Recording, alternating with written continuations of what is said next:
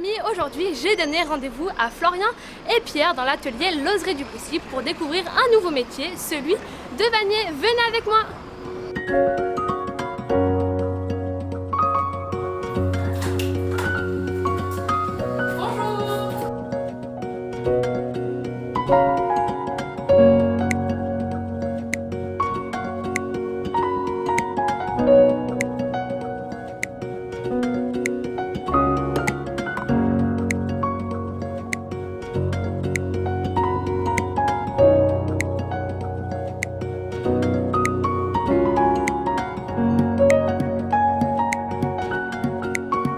Vous êtes vannier, expliquez-nous un peu en quoi consiste votre métier.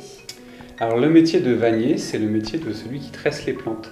Donc l'être humain, partout dans le monde, il a trouvé des plantes et avec lesquelles il a fabriqué des objets. Et donc nous, notre métier, c'est de tresser des plantes.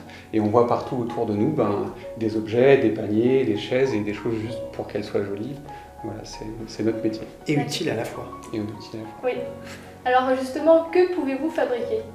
On peut fabriquer, comme Pierre l'expliquait, des centaines et des centaines d'objets. Donc le plus connu, c'est le contenant, le panier qui permet de transporter, de stocker les choses. Mais ce qu'on sait moins, c'est que le métier de vannier, on l'appelait le métier des métiers. Parce qu'à travers les siècles, le vannier a produit des objets utiles au quotidien, par exemple des agriculteurs, puisque le mot vent, ça vient de cet objet qui est au mur, qui était un petit peu comme une grande pelle qui permettait d'aller ramasser les grains de blé, de les envoyer dans le ciel et de séparer la petite enveloppe du grain de blé qui retombait, et après on allait déposer les grains de blé dans des contenants aussi tressés pour les stocker. Donc on voit à travers les civilisations plein d'objets qui peuvent être tressés dans le quotidien et qui sont utiles. Alors justement, avec quels matériaux vous tressez vos objets ? Alors, on a dit tout à l'heure qu'on utilise des plantes diverses et variées à travers le monde. La qualité de ces plantes, c'est des plantes qui doivent être souples. Oui. Et oui, bien évidemment, donc on connaît les plantes qui nous servent à nous guérir, les plantes qui nous servent à nous alimenter, mais il y a aussi les plantes qui nous servent à fabriquer des objets. Donc ces plantes souples, si on habite par exemple au Japon ou en Chine, on pourra utiliser par exemple le bambou. Oui. Si on habite en Indonésie, on va utiliser le rotin, qui est un palmier liane. Si on habite en Afrique, on va utiliser par exemple le palmier. Et en Europe, la plante qu'on utilise le plus communément, c'est l'osier. Alors je vois qu'il y a plein de couleurs dans votre atelier. Est-ce qu'il y a différentes variétés ? Alors oui, il y a différentes variétés d'osier. Mais déjà, on peut se poser la question de qu'est-ce que l'osier ? Oui, l'osier, qu'est-ce que c'est ? L'osier, c'est le jeune rameau, la jeune tige annuelle d'un arbre que tout le monde connaît, qu'on appelle le saule. Donc le saule, on le connaît souvent sur son nom de saule pleureur parce qu'il a des tiges qui retombent. Mais nous, on cultive des variétés de saule qui ne pleurent pas, qui poussent toutes droites. Et chaque année, on va venir couper. Là, on voit cette souche que j'utilise dans nos animations avec les enfants. On vient couper les branches de notre osier. Et c'est cette coupe de l'année qui va être utilisée pour fabriquer les paniers et tous les objets en vannerie. Et il en existe plein de variétés, d'où les couleurs. Tu peux peut-être nous expliquer, Pierre, un peu plus les variétés. En fait, c'est tous de la famille de cet arbre, le saule, mais donc c'est des variétés différentes et on voit ici qu'on a plein de couleurs différentes. Donc il y en a qui vont s'appeler purpurea, triandra, etc. Donc ils ont plein de noms différents qui donnent des couleurs et puis aussi des textures différentes. Alors comment vous les choisissez ? Alors, on les choisit justement en fonction soit des couleurs qu'on veut mettre dans notre panier, soit de la force ou de la souplesse qu'ils vont avoir. Donc, en fonction de leurs caractéristiques, on va les sélectionner. Et aussi, si on veut faire des grands objets, on va prendre des très grands brins. Et si on veut faire des petits objets, on prendra des plus petits brins, tout simplement. Alors justement, pour manipuler ces brins, faut-il les préparer avant ? Oui. Et donc, si on les prend comme ça, ils sont cassants. Ils sont secs et on ne peut pas les travailler du tout. Donc en fait, on va les tremper. J'ai un grand bac à l'arrière de la boutique où je les immerge dans l'eau pendant environ 1 semaine à 2 semaines. Et là, ils reprennent de l'eau et ils deviennent souples et à ce moment-là, je peux les travailler. Et voilà. On le voit bien ici parce que le brin qui est souple. Donc je peux le prendre, je peux faire une boucle avec et il ne casse pas. Et s'il était sec, je ne pourrais pas du tout faire ça. Alors expliquez-moi un peu quelle est la journée type d'un vannier. Alors la journée type du vannier des temps modernes, elle est très éclectique. Ça va dépendre un petit peu de nos activités. Donc parfois on vient à se déplacer dans les écoles, dans les centres aérés, on travaille aussi avec les personnes âgées, avec le milieu du handicap, où là on crée des projets de lien pour fabriquer des objets, faire découvrir notre métier et créer une relation entre la vannerie et les différents publics. On a toute la partie aussi où les gens viennent nous commander des objets divers et variés. Et là, on est sur la sellette, assis avec les différents outils du vannier qu'on pourra vous présenter plus tard. Et on va fabriquer les objets à la demande. Il y a d'autres jours où on a un peu plus de temps. Et là, on se dit, tiens, si on faisait de la création. Parce que le vannier des temps modernes, il a moins besoin de fabriquer des objets utilitaires pour tous les gens, puisque maintenant, hélas, c'est beaucoup le plastique qui a remplacé notre métier. Donc, on se dit, tiens, pourquoi pas fabriquer des objets pour leur simple beauté. Et là, on le voit à travers les sculptures, les réalisations, et ça, c'est l'aspect création. À côté de ça, il y a aussi les stages où les gens viennent passer 2 jours avec nous, par exemple, pour apprendre à fabriquer leur panier.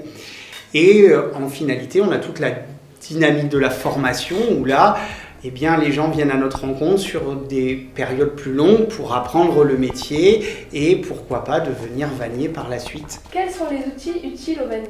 Alors, les outils du vannier, ils sont simples. Vous les avez là sur la table. On n'en a pas besoin de beaucoup, mais il ne faut pas oublier que le plus important, c'est les 10 doigts de la main. C'est les 10 doigts de la main, puisque notre métier, c'est le plus vieux savoir-faire de l'histoire de l'humanité.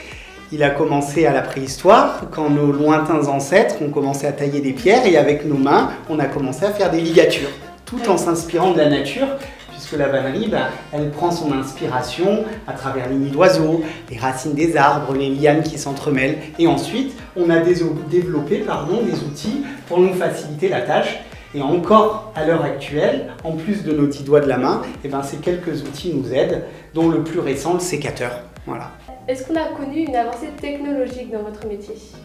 J'ai envie de dire que oui, c'est le sécateur. La dernière, c'est le sécateur. Donc il y a 500 ans, c'est l'invention du sécateur. Mais sinon, partout dans le monde, pour résumer, il n'y a pas de machine ni qui trie l'osier, ni qui fabrique des paniers. Donc dès qu'on voit un panier, n'importe où, il y a quelqu'un derrière qui l'a fabriqué avec ses mains.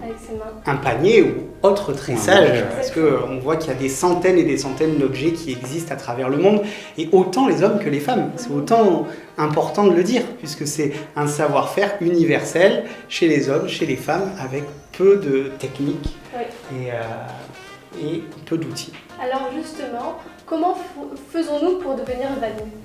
Alors, à l'heure actuelle, il y a une école nationale, qui est l'école de Faille-Bio, qui prépare à un diplôme de vannier, qui est un CAP ou un diplôme agricole si on veut apprendre à cultiver sa matière première, parce qu'on peut être osiericulteur et vannier en même temps. Il y a aussi la possibilité de se former directement chez les vanniers, formateurs. Dans notre collectif, c'est ce qu'on permet de faire. Et les gens viennent apprendre au fur et à mesure et ils se forment. Et en pratiquant, un jour, ils s'installent pour devenir vanniers. Alors pouvez-vous nous expliquer un peu votre parcours ? Pour rebondir un petit peu sur ce que disait Florian, moi par exemple, à la base, j'ai pas fait d'école de vannerie, je suis chimiste, donc j'ai fait des études de chimie, et j'ai rencontré Florian qui m'a fait découvrir le métier de la vannerie, et petit à petit je me suis formé avec des vanniers, donc j'ai fait un petit stage avec quelqu'un, puis j'ai pratiqué chez moi, et après un autre stage avec un autre, et au fur et à mesure j'ai découvert plein de techniques, et aujourd'hui je suis un vannier professionnel aussi. Moi, j'ai découvert le métier il y a 10 ans à travers un osiericulteur vannier, donc qui cultive sa matière première et qui l'utilise pour faire des paniers. Et très vite, je me suis plutôt concentré sur l'aspect de la pédagogie avec les enfants, donc je ne me considère pas comme un vannier professionnel, mais plutôt comme une personne qui est là à travers le réseau que j'ai créé de l'Oserie du Possible pour stimuler, faire connaître la vannerie et la diffuser au plus grand nombre à travers tous les ateliers et tous les projets qu'on monte sur toute la France. C'est un métier passionnant. Merci à vous d'avoir répondu à mes questions. Merci à toi, Clara. À bientôt.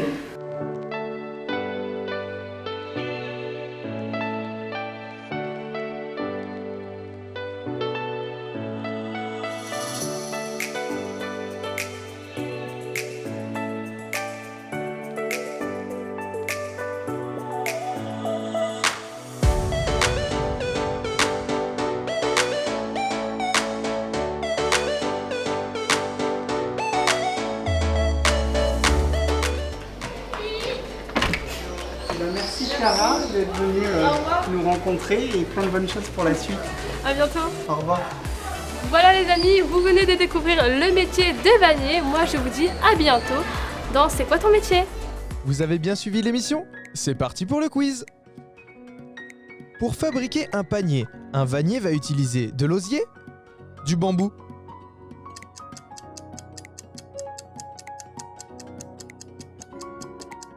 De l'osier, le vannier va utiliser de l'osier pour fabriquer son panier.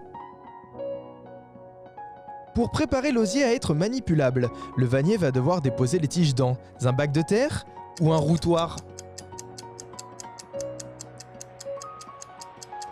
Il fallait répondre routoir, ce bac d'eau qui permet au vannier de plonger son osier. L'outil le plus récent du vannier est la serpette ou le sécateur.